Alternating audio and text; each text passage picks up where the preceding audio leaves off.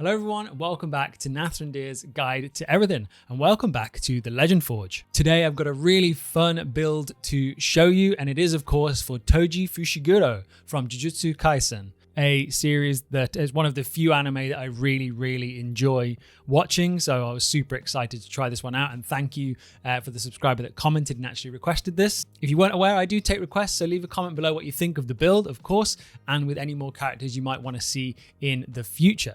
I think we should jump straight into this, but just before we do, please leave a like, comment, and subscribe if you enjoyed the video. I really appreciate all your support. It's been fantastic recently, so thank you very much. Here we are in D&D Beyond, and we are, of course, at the home screen. It's the usual things turned on, a bit of homebrew, critical role content, and optional class features all on for now. We'll jump into the race, which is, of course, the only thing we ever seem to pick is variant human. Choosing a language doesn't particularly matter, so I'll leave it blank for now. Our ability score increase, we've gone for wisdom and dexterity. We'll obviously get more into that when we get to the ability score screen. For our skills, we've gone for stealth. Primarily, that's what he is fantastic at, amongst many other things. And that's one of the challenges of building this guy, actually. Of course, our feat is the widely shunted Mage Slayer feat, which honestly is pretty awful, but we're just going to stick with it for now. It does a job. Just before we jump into the class page, let's try and establish what we actually want out of this character. So obviously his nickname is the Sorcerer Killer. So we want something that antithesizes that, essentially. He likes to ambush his targets. He has an endless supply of weaponry, all of which he is skilled with. He's ridiculously fast on the battlefield and can take an absolute beating when he does get hit. So this is kind of a catch-all character. He's kind of fantastic at everything he does, and that's one of the main challenges in D&D. We're limited by our ability scores. And a lot of them, I will say, I can already tell you, will be kind of switched around and stuff. You could switch them around and achieve the same effects, but let's jump into the class so I don't keep rambling. You can see the path here. We've got 12 in Monk, 4 in Barbarian, 4 in Rogue. Now, I would recommend starting as Monk. It just gives you the baseline martial class, what most anime characters are, basically. So we pick up Monk, it gives us a D8 hit die. We've got proficiency in athletics, acrobatics, and Smith's tools. Smith's tools, just because he's got so much weaponry, you could just leave that blank if you're really trying to embody Toji, though. Unarmored defense is, of course, fantastic. Our AC is 10 plus our dex plus our wisdom. So already we need to be dexterous and put some points into wisdom for that to be effective at all, which means we kind of have to forego a little bit of intelligence. Again, we'll get to that in a bit. Martial arts means we can use monk weapons or unarmed strikes to do a good amount of damage overall. We, of course, have our key to fuel our abilities, more unarmored movement at second level. And for our monastic edition, we have, of course, gone with Way of the Kensei, which is the monk's kind of weapons specialist subclass. We do, of course, have deflect missiles. He does have enhanced senses, Toji, so you could use this and just justify it quite easily. The Path of the Kensei does give us some proficiencies. We've gone for calligrapher's supplies. Again, it doesn't really matter what you go for here. We only have 2 choices, painters or calligraphers. I don't think there's an example of him doing either, so we just choose one. And we've gone for proficiency with a longsword to represent the normal katana that he uses primarily, as far as I have seen in the anime. And we've gone with proficiency with a pistol, of course, because he does just straight up kill one of his targets dead with a pistol. So yeah, expert bounty hunter. For our ability score improvement, we have gone with feet and we've gone with mobile. I feel like you have to have this. He is primarily known for his speed, and there is a moment where he's dashing through the trees in the anime and he's basically invisible. So I feel like mobile is really good. Increases our speed by 10 feet. When we use the dash action, difficult terrain doesn't cost us any extra movement. And whenever you make a melee attack against a creature, we don't provoke opportunity attacks from that creature for the rest of the turn, whether we hit or not. So we can just dash around the battlefield like no one's business. We have slow fall. I feel like every anime character does. They can just jump about however much they want, basically. Extra attack at 5th level. Extra attack, does what it says on the tin. We have a stunning strike, fantastic for, I feel like, for more so for when you are using unarmed strikes as opposed to weapons, but they're basically just takes a target out for a turn. Essentially, they lose their turn, which is fantastic. Key empowered strikes means we can hit magical things like curses, for example, as Toji does plenty in the show. More movement at 6th level with unarmored movement, another 15 feet as long as we're not wearing armor or a shield, which he does not. He's like in a t-shirt and trackies essentially, which is cool. Another one at 6th level just to give it that extra edge from the Kensei build. Your weapon attacks with Kensei weapons count as magical, so it's the same as the key empowered strikes, basically. That's what we need, of course. And Death Strike, when you hit a target with a Kensei weapon, you can spend 1 key point to cause that weapon to deal extra damage to the target equal to your martial arts die. You can use this feature only once on each of your turns. This is fantastic. We can just choose to deal more damage, which I think is a 1d8 at the level of monk that we are. So we can just go, yeah, key point, more damage, please. Thank you. We get another Kensei weapon choice at 6th level. We've gone for, of course, the dagger to represent the inverted spear of heaven that he does in fact take out Gojo with. Spoilers for season 2, apologies. I recommend watching it. It's really, really good. At 7th level, we get evasion, which basically means if there's an area of effect spell and we have to make a dexterity saving throw, we take no damage if we succeed in half on a failure. Great survivability. He has tons of survivability until he doesn't, if you know what I'm talking about and you've watched the show. We have stillness of mind. He definitely has this. He's not frightened by anything. Ability score improvement at level 8. We have had to go for another feat and we've gone for Gunner. Gunner gives us proficiency with that pistol, which unfortunately the Kensei weapon doesn't grant you proficiency, it just makes it a Kensei weapon. So we did have to pick up some firearms proficiency. So we do have to pick up Gunner there. Thankfully, it gives us a bonus in dex, so it's not too bad. But I would probably buff some intelligence scores or more wisdom if I had the choice of not taking that here. More unarmored movement. We can move along vertical surfaces and across liquids without falling on our move. Incredible. And we see some of that speed and prowess in the show, of course. We have purity of body, which could represent kind of his heavenly restricted body, which makes it so he's undetectable by unusual sorcerers. He has no cursed energy. So we could say that's kind of similar to this. We're immune to disease and poison. Something could be done there. We get even more movement speed at 10th level. At 11th level, we get Sharpen the Blade as a Kensei feature. So essentially as a bonus action, we can expend up to 3 key points to grant one Kensei weapon you touch a bonus to attack and damage rolls when you attack with it.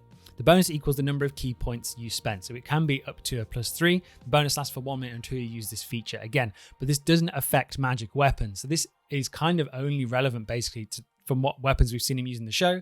Would be like a normal katana in the show, I guess a long sword or short sword, whatever you decide, and the pistol. Because his other weapons are clearly very magical. But it's still a fantastic bonus, the fact that it lasts for a minute. Most combat encounters are not going to last that long, so you can smash things out with this. At 11th level, we get another Kensei weapon. We've gone for the whip, and that is because I've homebrewed a chain of 1,000 miles, one of his signature equipment pieces, I guess, and I've got that down as a whip. So I've gone for a Kensei choice of whip there because we've got everything else we need. At 12th level, I've gone for another feat, skill, expert, and this is to give us more expertise because I feel like we need it and more proficiencies. The great thing about this is we did get to also increase another one of our ability scores, and to make his scores as optimal as possible, this is what I decided to go with. So I've given him proficiency and sleight of hand because I feel like donning and doffing all the weapons he does from his curse, from his inventory curse, would require a bit of sleight of hand. So if you want to justify that with your DM being able to swap weapons freely, you might need some sleight of hand there, perhaps. Additionally, I've gone for athletics, and that's what he's now got expertise in because he is incredibly strong. His physique is insane. And of course, like I said, we've gone for dexterity as our score increase. Now we move on to get some survivability, and that comes from our barbarian levels, of which we have 4. Of course, at first level, we get a rage, which makes us resistant to bludgeoning, piercing, and slashing damage, which is incredible. We have reckless attack when we're using a strength weapon, which is not going to happen. I'll be honest with you. Unfortunately, we're not really going to be using reckless attack, but we have other ways to get advantage because of those 4 levels in rogue. So I'll get to that in a minute, because reckless attack, if you didn't know, has to use a strength weapon, of which we're not going to be. All our actual attacks are going to come from dex. We do have, of course, a 2nd level skill from Barbarian at Danger Sense. We get an uncanny awareness of when things nearby aren't as they should be. We have advantage on dexterity saving throws against effects that we can see, such as traps and spells. To gain this benefit, you can't be blinded, definitely incapacitated. It just makes sense. This guy's reactions are insane, and he's really used to dealing with shenanigans from sorcerers and curses, I assume. Our primal path, we've gone with Path of the Totem Warrior for one reason and one reason only. We don't care about Spirit Seeker. Kinship with beasts doesn't matter to us. Totem Spirit, bear. While raging, we have resistance to all damage except psychic damage. The spirit of the bear makes you tough enough to stand up to any punishment. This is famous in D&D for being the most survivable barbarian build, basically. It's a bit barbarian build, quite fun to say. It's Really fun, and essentially gives Toji this, I think, this essence of just almost unkillable in kind of one-on-one combat. I think that's how it should be. I absolutely love this, and I think it just makes him that much more tough and hard to kill, and it really makes sense for his character. He's nigh on unbeatable. For our level ability score improvement, we're actually going for another feat. We've gone for tough to give him that extra level of a silly amount of HP. I think it gives him about 45 extra HP, and it effectively doubles his hit points. He's got like 380, 400 hit points basically, unless he's been assailed by psychic damage, which is quite rare. For our last 4 levels, we have gone with Rogue. He's a level 20 character, I should have mentioned from the top probably. For our proficiencies, we do have one picked out with Insight because of his tactical nous. And I think this works more than just buffing his intelligence loads, because that obviously doesn't fit with our character because we need wisdom for monk stuff. Having Insight means he can use his tactical intelligence to read what's going on, read people's emotions, and read how they're feeling, really if they're confident or not. Things like that on the battlefield. I really like that use of it. And for expertise, we've gone with acrobatics, of course, and stealth. I cannot stress enough how important these 2 expertise picks in Rogue are. Acrobatics, we've seen how quick he is. I've kind of reiterated that already. His stealth is insane. He's basically impossible to detect. That's how he likes it until the last second. He uses the fly swarm thing to kind of cover his tracks and distract sorcerers that are looking for magic in the area. Stealth needs to be one of his highest stats along with acrobatics. Of course, we have sneak attack, extra 1d6 on our attacks with a lighter finesse weapon if we get the jump on people, which we will have basically all the time. We get thieves cant, we don't really care about that. We do get cunning action, which is fantastic. You can take a bonus action on each of your turns in combat. This action can be used only to take the dash, disengage, or hide. Really, really good. That means we can get in and out of combat as we like, but obviously we already have that monk ability from earlier that even if we hit or miss, we can just move away anyway. But this just gives you extra movement basically with the dash or hide action. Roguish archetype, we have gone for swashbuckler.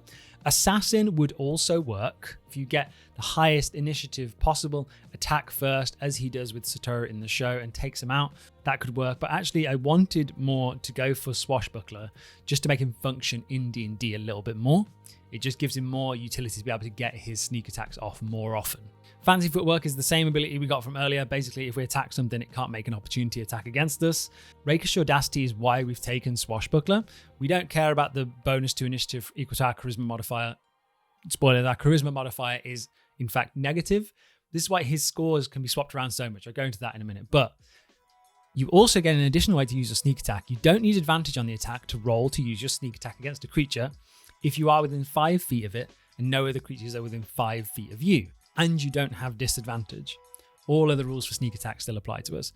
Toji is an expert at isolating a target using his tactical intellect, his insight, you can say, and his stealth, acrobatic, things like that. So you should always be in a position to be able to get this off, and every attack he makes is precise and deadly, and that's why I thought this worked better than perhaps that first one with Assassin. That's why I've gone for this, just for justification. But let this inspire you. Choose Assassin if you like. For our final level, we've gone for ability score improvement. We've gone for double into dexterity to max that out.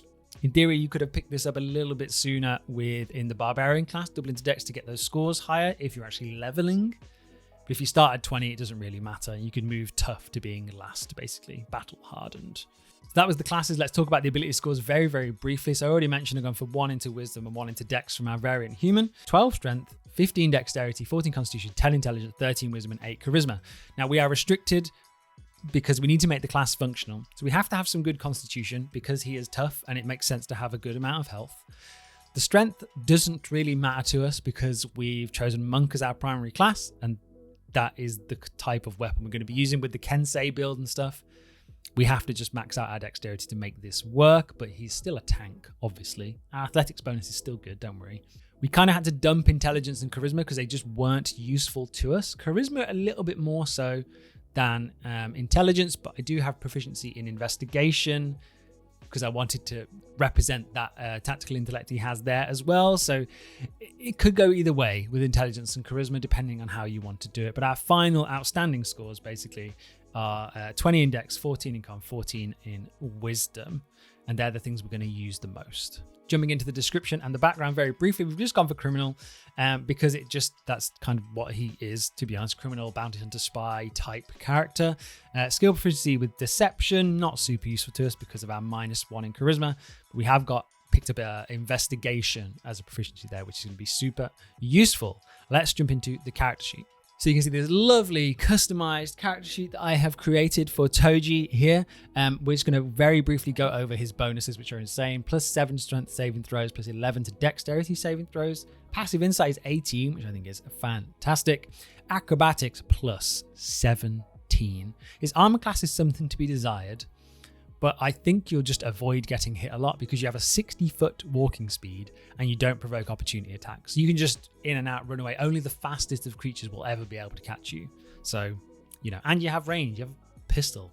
Athletics +13, that's why we needed expertise in that. Obviously, we did have to kind of dump strength a little bit, but that's still a really, really good bonus. Deception +5, we don't really care about that. Insight is +8, investigation is +6. Sleight of hand +11 and stealth +17. You're basically invisible. Let's do a test roll just to see how invisible we truly are. I rolled a 2 and still got 19. Let's go. Let's just go through the inventory. So basically an empty inventory because he pulls everything out of his inventory curse, which this is just a bag of holding that I've renamed because that works, Even though it is technically a targetable creature, it doesn't really matter, I don't think. Let's first of all go to the pistol. It is a plain pistol, which he uses to kill people with. So that's fun. Now, some homebrew. And this is the most homebrew I've done in a while for a character, but it's super fun and it's OP. The Spit Soul Katana is OP, so we're going to stick with it. It's a magic weapon. It is a long sword. +2 bonus to attack and damage rolls, scores a crit and a 19 or 20 just to represent its extra sharp edge. Its first feature is Soul Splitter, which has a few facets to it. Basically, you can hit anything. Any damage dealt with this weapon ignores any damage, immunity, or resistance the target might have, including adamantine armor, so you can snuff that aside. When you attack a creature with a soul with this weapon, they take an additional 1d8 slashing damage. And if you roll a critical hit on the attack roll, that target takes an extra 14 force damage. That's just to represent the damage you do to their soul. If you reduce a creature to 0 hit points, its body and soul are slain. A creature slain by this sword can be restored to life only by means of a true resurrection or a wish spell. Additionally, if you're aware of them, you can hit the ethereal or astral form of a creature. You can bypass toughness. When you attack an object or surface with this magic sword and hit, maximize your weapon damage dice against the target. Now this sword can cut through anything, and that's what I wanted to represent the most with it. That's what it is known for. It's cut through the hardest cursed hide that there possibly was. It's just an incredible weapon, and it can, in the right hands, can strike down even the most powerful of sorcerers and curses. Next up, we've gone for the inverted spear of heaven. Of course, the mighty dagger he slays Satoru with. Or does he? A dagger with a Jita-shaped blade. We all know what it looks like. I'll pop a picture on screen now. Fantastic looking weapon. Really, really unique. Has the ability to nullify magic. So let's see how I've represented that. It's a +3 weapon. Don't need to go into that. It's nullify feature.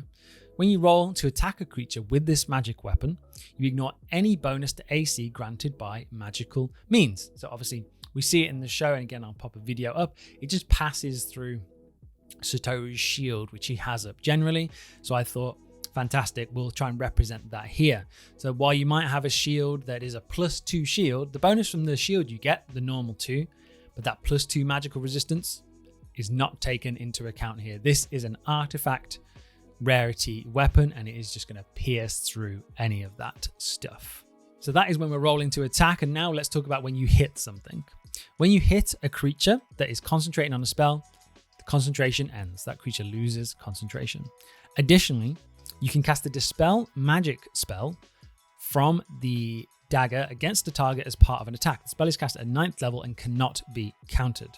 Once you cast dispel magic using this weapon, you can use this feature a number of times, equal to your proficiency bonus. Now, I appreciate it's +6 at this level, but I don't think Dispel Magic is that strong. I could be wrong. Maybe my players just don't use it enough, but I feel like it's okay to have it used 6 times. I don't think you'd find that many uses for it. Depends what kind of campaign you're in. I didn't want to make it once a day because this is meant to be an artifact level weapon, and once a day doesn't seem quite right for it, especially as to what we see in the show. It's meant to just be the counter to sorcerers, right? So I thought, let's just give it something a bit strong. All expended uses reset upon completing a long rest. So that is the inverted Spear of Heaven, ready for your usage. And finally, we have the Chain of 1,000 Miles, which was hard to create, I'll be honest. I didn't quite know how to do this. It's a +2 weapon. Basically, it is a whip to start with that you can attach a dagger to, in this case, the inverted Spear of Heaven. It can go to an unlimited range, but in combat, it increases in increments of 10 feet. So it's a bonus action. You can extend the length from 10 to 20 to 30. You can attach it to a dagger. The dagger still maintains all its magical properties. You don't lose any effectiveness here, essentially, but you would just roll damage for the whip instead of the inverted Spear of Heaven, but all those things still apply. It's basically the same number anyway. I just wanted, if somebody else used it in their game, I wanted to make sure. And if they weren't a Kensei, for example, obviously all our attack bonuses are the same because we're a Kensei monk. But if you're not, you're still able to use this, but you might find it has a different function. But yeah, you would roll the damage and to hit from the Chain of 1,000 Miles as opposed to the inverted Spear of Heaven, because I don't feel like the chain is as good an item overall, basically. So that is the build for Toji Fushiguro. Thank you so much for watching. I hope I haven't missed anything here. We have a massive bonus to initiative. We are stealthy, we are assassin-like, and we can take a hit. I hope you enjoyed the homebrews too. But yeah, this guy's an absolute monster. It's been a joy to watch the anime. It's been a joy to make this video. This has been Nathrandir's Guide to Everything. If you enjoyed this video, please leave a like, comment, and subscribe. I really appreciate all the support, and I'll see you in the next one. Bye-bye.